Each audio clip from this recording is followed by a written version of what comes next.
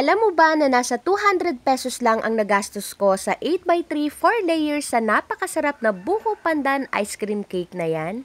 Hindi ako gumastos ng mahal pero yung lasa nito panalo sa sarap.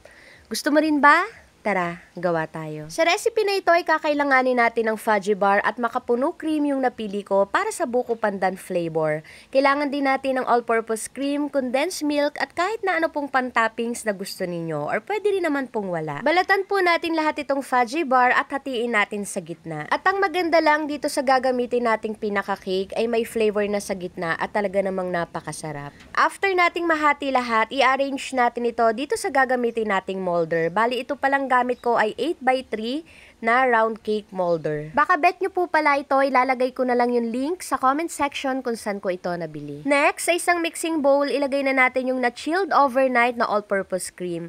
Bali, gagamitan ko pala ito ng electric hand mixer para mapadoble natin yung dami nito. I-add na rin natin dito yung 1 can ng condensed milk at 1/2 tablespoon ng buko pandan flavor. Kung gusto nyo po pala na mas dark yung kulay niyan, pwede pa po kayo mag-add ng konti.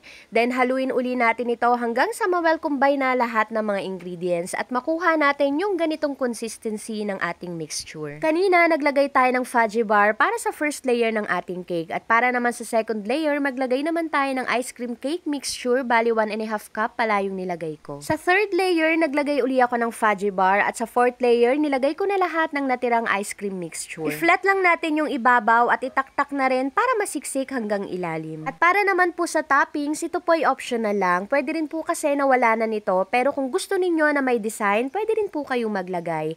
Naglagay din po pala ako dito ng green na nata de coco. After po nating malagyan ng toppings, ilagay natin ito sa freezer overnight. Hello everyone! Ayan, for today's video, gumawa naman ako ng aking cake. Bali, itong cake na to ay dapat celebration ko sa aking 100k followers at sobrang na-late na talaga. Ito siya. Bali, itong cake pala na ito ay buko pandan cake. Actually, hindi to cake eh. Hindi lang to basta cake. Ice cream cake. Buko pandan ice cream cake. Happy 100k followers sa ating lahat. Hindi lang po si Myla G. Garcia yon, kundi tayong lahat. At para sa atin tong cake na to, sana ma-share ko sa inyo. Tingnan nyo, umuusok pa oh. At amoy na amoy yung buko pandan. At alam nyo ba na hindi ganun kalaki yung nagastos natin dito sa ice cream cake na ito? Hindi lang ito pang 100k follower celebration, pwedeng-pwede nyo rin itong ihanda sa nalalapit na okasyon. Again, happy 100k followers sa ating lahat. Para sa atin tong cake na to. Tikman na natin bago pa matunaw. Ayan.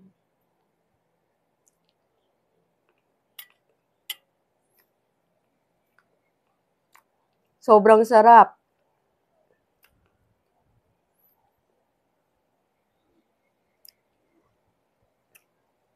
Sakto lang yung tamis niya at lasang-lasang buko pandan. Itong nasa ibabaw pala ay nata de coco. So optional lang yan, pwedeng nata de coco, pwede rin naman na gulaman yung ilagay nyo dyan.